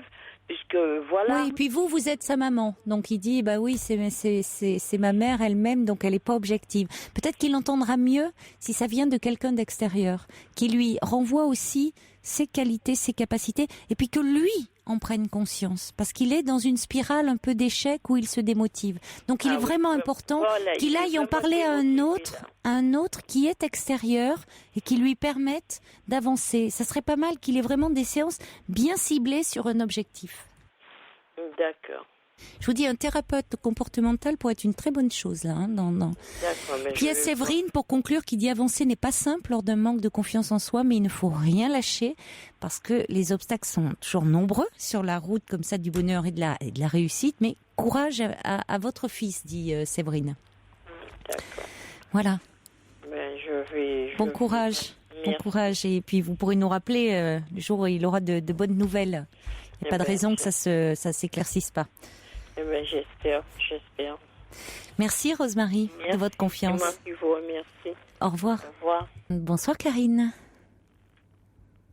Karine, vous êtes avec nous ? Oui. Oui, bonsoir. Bonsoir Caroline. Karine, vous avez écouté Michel ? Oui, qui était très triste, on peut dire, même si elle ne le laissait pas trop paraître, mais parce que elle perd, oui, anxieuse, et elle perd, j'allais dire progressivement, non, parce que c'est quand même assez brutal la vue, même si c'est pas du jour au lendemain, et elle craint, elle appréhende de se retrouver dans le noir, voilà, total, puisque c'est ce que lui disent quand même les ophtalmos, puisque l'intervention, ils lui expliquent pas vraiment, enfin ils disent ça peut marcher comme ça peut ne pas marcher, donc c'est à elle de choisir. Donc la décision est, on l'imagine, ô combien difficile. Oui, c'est pas du tout évident, oui. Et compliqué d'ailleurs d'être seul face, je trouve, à un tel choix quand il n'y a pas, voilà, c'est-à-dire qu'on aimerait quand même que le médecin nous guide, nous donne des informations permettant de faire le choix, je trouve. Voilà. Moi, je me souviens, c'était pas les médecins qui nous guidaient vraiment. D'ailleurs, c'était un petit peu, c'était froid, je trouvais, tout ça. C'était pas évident. Parce que moi, j'ai perdu la vue il y a 8 ans. Vous avez quel âge ? J'avais 32 ans. Ah oui. Et puis, je faisais des décollements de la rétine, et en fait, j'ai fait un glaucome. Enfin, j'avais plus qu'un œil, je voyais plus de l'autre. Non, comme ça, c'est brutal, ça. Alors, la rétine, oui, ça a été brutal. Ça s'est passé au moment de la puberté. J'ai une myopie, donc oui. Voilà, c'est un gène comme ça qui est dominant d'une myopie forte, et puis qui fait que la rétine est fragile. Donc c'est pas hyper courant, mais ça arrive, quoi. Et oui, donc ça a tenu. J'avais 2 dixièmes, ça a tenu. Je me suis fait opérer dans les années 80, donc ça a tenu 20 ans, et puis là, un glaucome. Donc c'était pas du tout. Je me suis bien demandé pourquoi je faisais un glaucome. Bref, donc j'ai vu une autre spécialiste, mais qui voulait pas m'opérer parce qu'avec mes antécédents, elle savait pas quoi faire en fait. Elle savait pas quoi faire, donc j'ai été pendant 3 mois toute seule, seule entre guillemets. Si. Et puis elle a fini par me dire, c'est l'été, je pars en vacances, puis finalement je vous opère à la rentrée. Alors j'ai été avec une tension dans les yeux pendant ces 3 mois-là.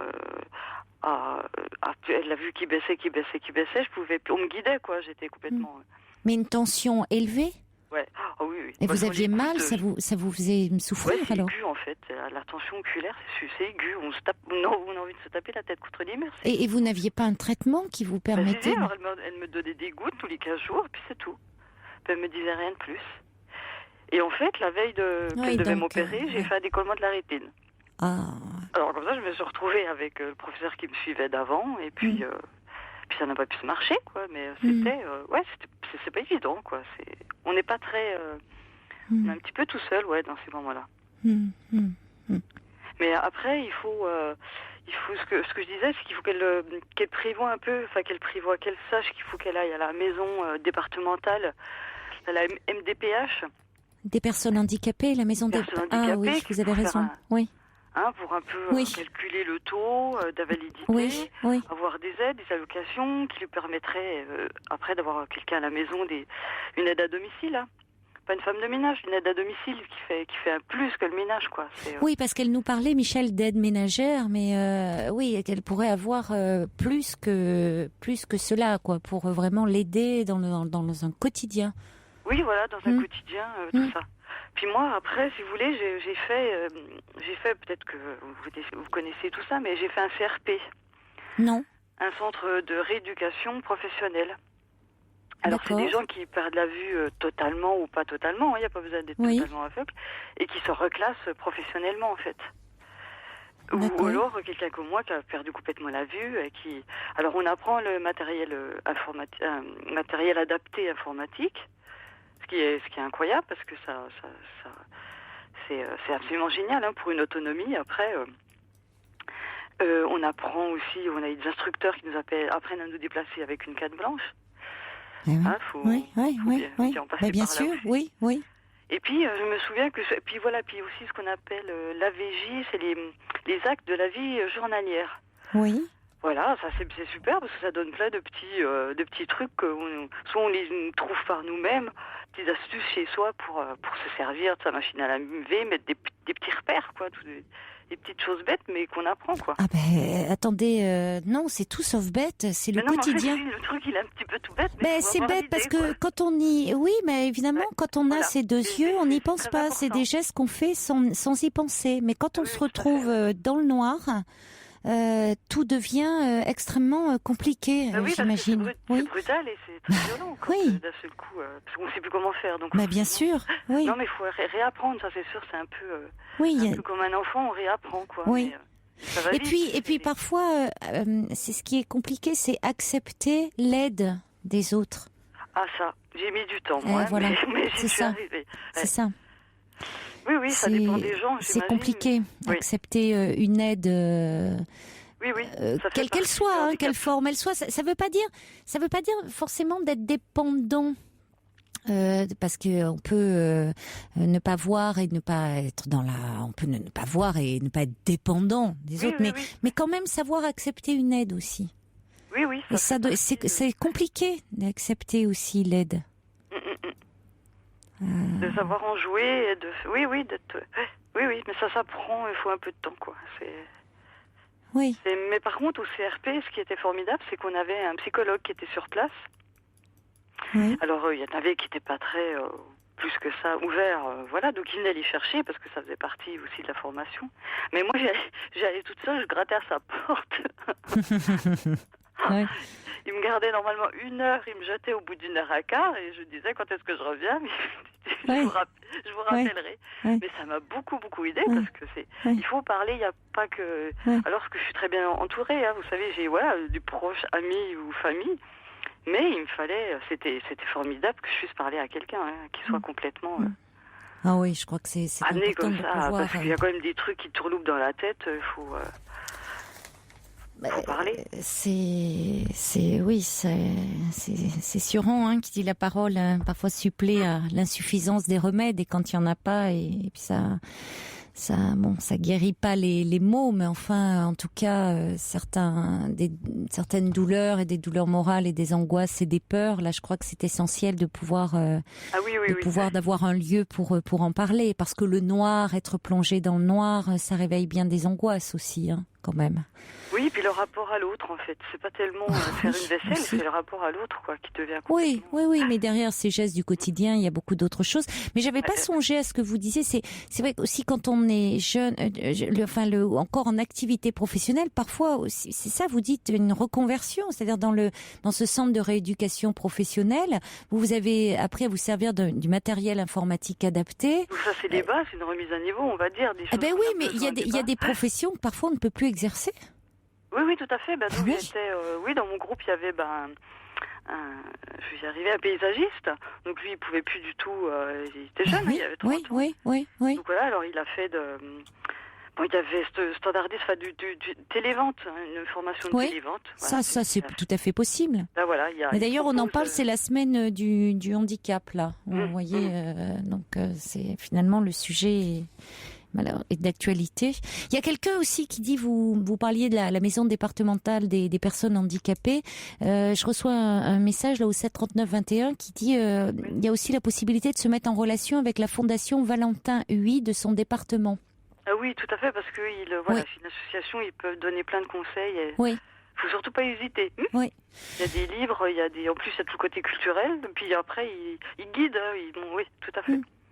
Merci beaucoup, merci infiniment Karine d'avoir pris le temps de nous appeler et pour toutes ces informations précieuses. Aujourd'hui, comment ça va dans votre vie ? Ça va beaucoup mieux. Je sors d'une dépression d'un an et demi là, et ça y est, je reprends du poil de la bête. J'ai repris je lâche les cachets et j'ai repris ma formation de shiatsu là, et c'est reparti là. Oui. Donc c'est beaucoup de bien. Là, je suis fatiguée pour quelque chose de concret, donc ça fait du bien. Voilà. Mais chapeau, bravo, bravo à vous pour votre détermination. Mais bon, des bas, ça se fait pas comme ça, mais ça se fait. Écoutez, oui, ça se comprend. Quelle adaptation il vous a fallu, hein. Ouais. Oui, c'est ça. C'est un peu. Oui. On repart de zéro, donc. Oui. Bravo pour ce parcours. Merci. Et puis, je vous aurais entendu un petit peu. C'est très agréable. On se sera parlé surtout. Au revoir Karine et à bientôt, j'espère. Au revoir. Bonsoir Jean-Marie. Bonsoir. Vous aussi, vous vouliez revenir sur le témoignage de Michel. Oui, c'est-à-dire que je comprends que ça lui fasse peur de tomber dans le noir, si vous voulez, hein, parce que c'est quand même le noir, c'est quand même le néant, hein, c'est ce qu'on a l'impression, quoi. Mais je pense que, pour moi, ça m'est arrivé il y a 20 ans. Et ça m'est arrivé en un quart d'heure. Hein. À midi, j'étais voyant. Et à midi un quart, j'étais aveugle pour la vie. Hein. Parce que j'ai eu un accident de chasse. Et voilà. Hein. Un accident de chasse ? Oui. Et alors, voilà. Alors, j'ai été opéré parce que j'avais un œil d'abîmé. Et puis, malheureusement, le deuxième a pris aussi. Et c'est tout doucement fermé. Hein. J'ai commencé à revoir un peu, puis après, je voyais plus. Mais enfin, j'ai été à une école des aveugles à Marie-le-Roi, où ils m'ont appris tout ce qui est élémentaire pour un aveugle de savoir. Hein. On faisait de la locomotion, on faisait, c'est-à-dire se guider avec la canne. On apprenait à travailler justement sur ordinateur, un petit peu ce qu'a dit la personne. Hein. Bon, moi, personnellement, je vais vous dire franchement, j'ai continué à vivre avec la volonté. Hein, c'est ce que mes parents m'avaient appris, avoir de la volonté. Et c'est par la volonté que j'ai réussi à continuer à vivre normalement. Hein, parce que, c'est vrai que c'est pas toujours facile, mais ce que j'ai surtout voulu, et j'ai combattu dès le départ, c'est garder une attitude de voyant. C'est-à-dire je vais vous expliquer. Enfin, c'est-à-dire, je comprends ce que vous voulez dire, mais par exemple, je serai en face de vous. Oui. Je vous regarderai. Quand vous parlez, je regarde les gens. Beaucoup d'aveugles sont là, ils regardent en haut, en bas, en l'air, mais ils ne vivent pas en attitude de voyant. Oui, mais alors, pardonnez-moi cette question qui peut vous paraître complètement bête. Je pensais que c'est parce qu'ils ne pouvaient pas contrôler le regard. C'est-à-dire que le regard, voyez, est-ce que moi, alors, j'arrive à contrôler un regard que je n'ai plus? Je ne sais pas. Mais parce que je pensais... mes amis me disent, au bout de minutes qu'on est avec toi, on n'a plus l'impression que tu es aveugle. Alors, en plus, étant chez moi, j'ai vu ma maison. Vous ne portez pas de lunettes, par exemple. Vous ne portez pas de lunettes. Ah non, du tout. Non, d'accord. Pas du tout. Oui. Justement, je ne fais pas de... Je ne vais pas, parce que je suis aveugle, je m'affirme en aveugle. Maintenant, je suis aveugle, je suis Jean-Marie, et je ne dis pas mon nom, mais je suis Jean-Marie, aveugle, c'est tout. Oui. Mes amis que j'avais à l'époque, à part 2 ou 3, tout le monde m'a lâché.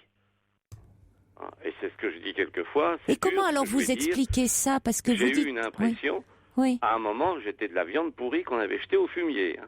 Ah, c'est terrible l'image que... Mais j'ai dit, je ne lâcherai pas. Oui. Je ne dois pas lâcher, je dois m'affirmer en tant qu'aveugle. Maintenant, je me suis refait un autre groupe d'amis qui m'ont accepté dès le départ en tant qu'aveugle. Vous comprenez? Parce que j'étais aveugle. Oui, c'est ça, ils vous ont connu aveugle. Ils m'ont connu en aveugle.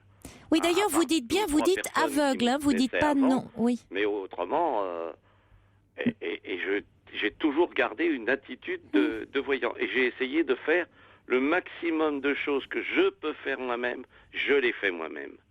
Hein? L'aveugle, il doit repérer, réfléchir, agir. Si vous faites ça, toujours pensez à tout ce que vous faites.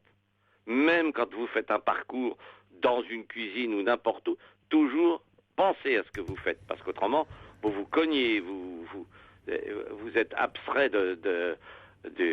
alors que quand vous avez repéré et que vous savez où tout est, si vous réfléchissez à ce que vous faites, il vous arrive jamais rien. Moi, je suis tout seul chez moi, tout seul dans la campagne. Je fais tout seul.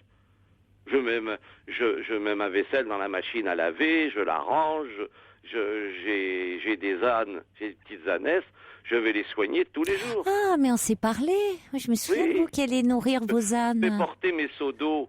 J'ai commencé ma saison d'hiver parce que maintenant il fait froid. Oui. Je vais porter mes 2 seaux d'eau le matin, mes seaux d'eau le soir. Oui. Je vais porter mes betteraves que je coupe moi-même avec une serre. Oh là là, oui. Je les coupe moi-même.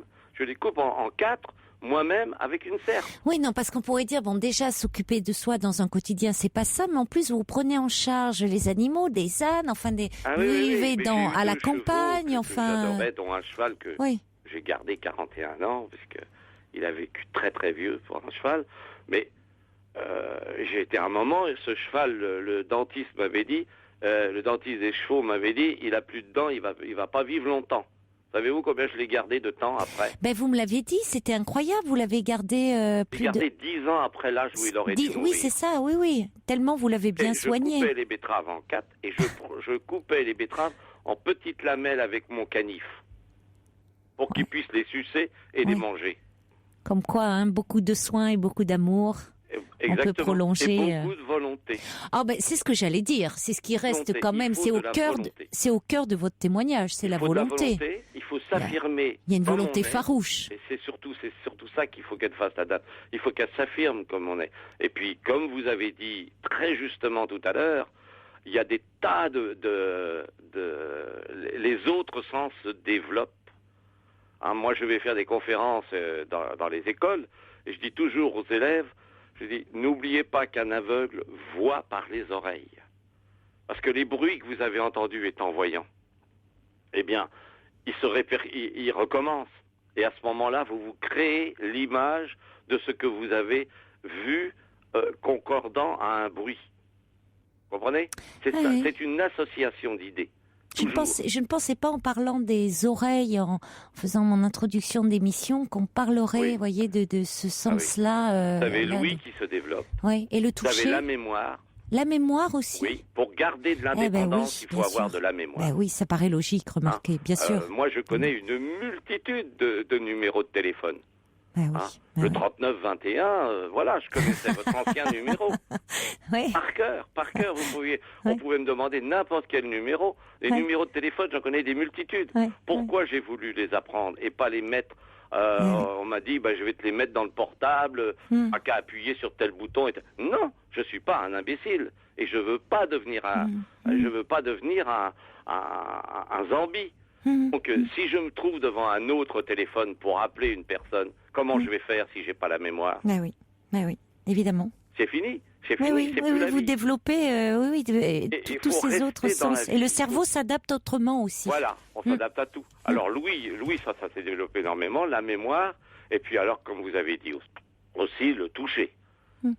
Alors, rien que de toucher à telle ou telle chose, j'ai l'impression que je les vois. Je prends une casserole, j'entends le bruit de la casserole qui cogne sur l'autre, je vous assure, j'ai l'impression que je vois cette casserole. Par le bruit. Alors, il y a des choses. Alors, il y a une chose que je suis content de pouvoir dire ce soir sur Europe numéro 1, c'est que les euros n'ont pas été faits pour les aveugles. Ah bon? Avant, avec les francs, vous aviez un billet de 5 francs, on le pliait en deux et on le mettait entre ses deux doigts. Oui. On avait la longueur et on savait le billet. Oui. Ça allait tout seul. Une pièce de 5 francs, c'était une grande pièce. Oui. La pièce de 10 francs, elle était crantelée, comme la pièce de 1 euro du reste. Bon, ça, rien que de l'avoir dans la main. Et puis, je l'avais vu. Et je l'avais touché. Donc, si vous voulez, j'avais encore la mémoire de la chose. Mais maintenant, les euros, prenez un billet de 20 euros et prenez un billet de 10 euros, mettez-les côte à côte. Vous allez voir la distance. Vous allez voir. Vous avez rien pour repérer. Prenez un billet de 50 euros et même un billet de 20 euros. Vous avez rien pour vous repérer. Rien du tout. Alors, les pièces, ça a été fait un petit peu mieux. Mais... ça n'a pas été pensé, ça. Ça n'a pas été pensé.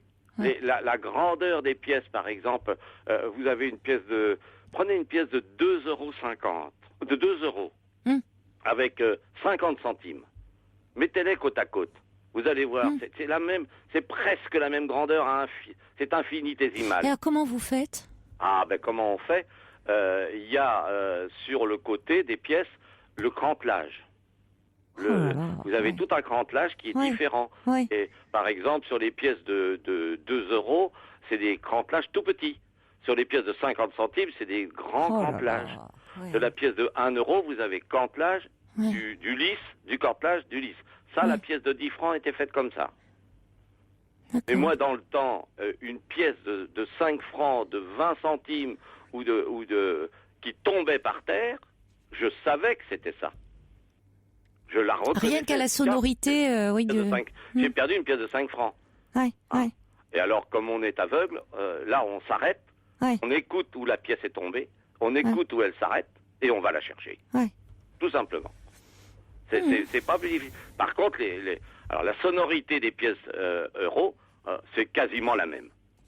Vous voyez, ils n'y ont pas pensé, et j'avoue que moi non plus. Pas du tout. Ils n'ont pas pensé à ça du tout. Et ça, je suis content de le dire sur une grande radio. Oui, c'est important. Je l'avais jamais entendu. Hein.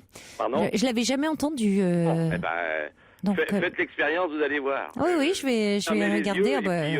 On vous met je serais bien démunie. Et puis les pièces, et puis on vous dit reconnaissez-les. Je serais bien démunie. Je reçois un message là du subversif qui dit l'exemple de quelqu'un qui surmonte, et dans ce cas toujours salvateur, et un cercle associatif de personnes vivant bien, entre guillemets, la chose serait du plus grand secours pour notre ami Michel. Et ça, c'est vrai que ça serait important qu'elle puisse être entourée de personnes qui, comme vous, comme Simone, comme Odile, ont pu surmonter comme ça cette épreuve. C'est très important. C'est important. Et puis il y a des tas de petites choses. Vous savez, il y a quand même des inventions. Moi, j'ai une montre qui parle. Il est 0h51 minutes. J'ai une montre. Et pile à l'heure en plus votre montre. Hein. Ça s'affiche aussi sur mon cadran. Minuit 51. On est raccord, Jean-Marie. On est tout à fait en accord parce que ma montre, c'est la même chose. Je suis un peu militaire dans ma tête. Et l'heure, c'est l'heure. Et à la seconde près. Hein. Ma montre, elle est réglée tous les mois. Donc les ânes, les petites ânesses sont nourries vraiment à l'heure. Elles ont leur betterave. 5h30, je vais leur apporter la paille, l'eau, et puis 8 heures avant de moi manger, 7h30, je vais leur apporter les betteraves et le granulé. Mais vous leur ferez une belle caresse pour moi. Et merci beaucoup. C'est adorable, vous savez. C'est doux, c'est câlin, c'est pas croyable. Et alors, quand ils entendent ma voix, ils se mettent à braire et ils accrochent tout de suite. C'est une merveille. C'est comme j'ai 2 petites chattes, c'est pareil. Et les chattes, c'est la même chose. Je les appelle et tout. Il y en a une, je viens de l'apprivoiser. Je l'ai pas apprivoisée, elle est venue se donner chez moi. Elle était maigre comme un clou. Elle avait plus que la peau sur les os. Je l'ai adapté. Alors, pourquoi vous me dites que vous êtes seul? Vous êtes très très bien entouré là, avec votre petite tribu animalière. Oui, c'est vrai que les animaux, quand je suis devenu aveugle, madame, je vais vous expliquer une chose encore très vite. J'avais un cheval. Le cheval, il avait une petite écurie où c'était presque un boyau. Il fallait qu'on passe à côté tout doucement. Eh bien, le cheval, il se collait à la paroi. Il ne bougeait plus une jambe. Il attendait que j'ai mis tout le manger. Hein, je reprenais mon seau, je lui glissais entre les jambes parce que son écurie était trop petite. Je partais, il se décalait, il allait manger. Et j'avais une chienne berger allemand. Dès que je suis rentré de l'hôpital, elle a tout de suite compris que j'étais aveugle. Elle était tout le temps devant moi. Et tout le temps, elle me guidait. Alors, elle n'avait pas été élevée pour ça, hein. Parce que ça, je vais peut-être en prendre un chien d'aveugle un jour. Mais et un jour, elle était contre la porte et elle se mettait contre la porte et elle tapait avec sa queue sur la porte pour que je repère. Et un jour, je la caresse pour la remercier. Et savez-vous ce que je me suis aperçu? Son museau était levé jusqu'à la clenche de la porte. J'avais qu'à suivre son museau et j'arrivais à la clenche de la porte. Oui, c'est incroyable. Alors, quand on voit des choses comme ça, on se dit les animaux peuvent donner bien des leçons aux humains quelquefois. Ils ont souvent beaucoup à nous apprendre. Hein. Oui, et beaucoup de reconnaissance, faut voir. Moi, je les avais soignés avec beaucoup d'amour aussi, parce que j'adore les animaux. Ils nous donnent beaucoup. Et je peux vous dire que ils m'ont fait de la reconnaissance. Et j'ai fait du cheval aveugle. Et là, c'était mon cheval. Vous avez fait du cheval en étant aveugle? Oui. Oui, j'ai fait du cheval aveugle. Savez-vous ce que c'est quand même très téméraire. J'ai fait du ski aveugle. Oui, mais on peut, il paraît. Ah oui, là, c'est quand même. Alors, vous êtes très casse-cou quand même. J'avais fait du ski pendant plus de 20 ans avant, hein. Donc je savais. Ah, vous êtes très bon skieur. Et vous êtes cavalier aussi. Extérieur, prendre du car et tout le bazar. Vous êtes un cavalier mais j'avais un moniteur devant moi. Oui. Qui me disait droite 45, gauche 60, d'accord. Oui, je comprends. Droite 30. Je suivais exactement ce qu'il me disait, au degré près. Oui. Vous ne conduisez pas quand même, Jean-Marie? Je conduis plus, mais j'étais passionné de conduire. Passionné de conduite. Hein. J'ai fait du pilotage. Oui, enfin rallyes, bon, on voit vous aimez, vous êtes dans la vie à plein hein, aussi. Ah ben, hein. Et vous n'avez pas voulu vous dire vous limiter. Vous n'avez pas voulu lâcher. Voilà, vous ne lâchez rien. Qu'elle lâche. Ça va être une autre vie, une autre page de vie, mais elle doit la vivre et le maximum comme elle la vivait avant. Volonté, c'est tout. Ouais, c'est beau témoignage, hein. C'est ce qu'il faut. Si vous n'avez pas la volonté, tout lâche. Hein. Ouais. Et même si, bon voilà, il peut y avoir dans un premier temps des moments de découragement, puis ça repart quoi. Il y a on trouve en soi parfois dans des épreuves, dans de grosses épreuves, c'est parfois aussi là où on se forge. Il y a ce tempérament et où on peut trouver en soi ça. Et même il peut y avoir un gros mouvement d'abattement et de découragement, et à un moment ça peut, cette volonté reprendre le dessus. Il faut qu'elle se dise que quand on veut, on peut.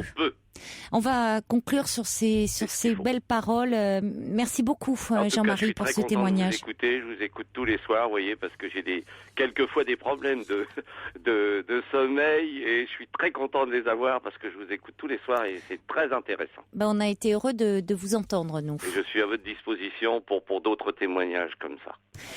Merci infiniment, Jean-Marie. À bientôt alors. Au revoir. Bientôt. Au revoir. Et à propos de chiens d'aveugles, Catherine nous a appelé pour dire, parce qu'elle a pas apprécié que je dise il fallait prendre un chien. Elle dit on ne prend pas un chien parce que il faut déjà soi-même être rééduqué, dit Catherine. Catherine que j'embrasse et je fais aussi une belle caresse à Persane. Catherine qui était venue pour les 10 ans de l'émission avec sa chienne Persane, qui est une adorable chienne, justement. Donc, il faut que le maître lui-même soit éduqué, nous dit Catherine. Petit message de Catou qui dit je suis bouleversée par le témoignage de ce monsieur comme celui des autres, Michel entre autres, belle leçon de vie, quel espoir. Et puis Eridan qui cite Le Petit Prince, le ciel est beau à cause d'une fleur que l'on ne voit pas. Très belle nuit à vous, faites de jolis rêves. Il est maintenant 1h, vous écoutez Europe 1, c'est l'heure des informations présentées par Émilie Bonneau. Bonsoir Émilie. Bonsoir.